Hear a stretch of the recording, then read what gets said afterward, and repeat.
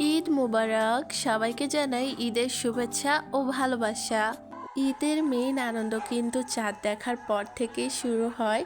ঈদের চাঁদ দেখার পর থেকে কিন্তু ঈদের আনন্দটা শুরু হয়ে যায়। আর চাঁদ রাতে আমরা সবাই মিলে বাসার ভিতরেই ছোট্ট করে ডেকোরেশন করি। আর চাঁদ রাতের এত সুন্দর কেকটি আমি নিয়েছিলাম বাগেরহাটের কেক সিটি থেকে।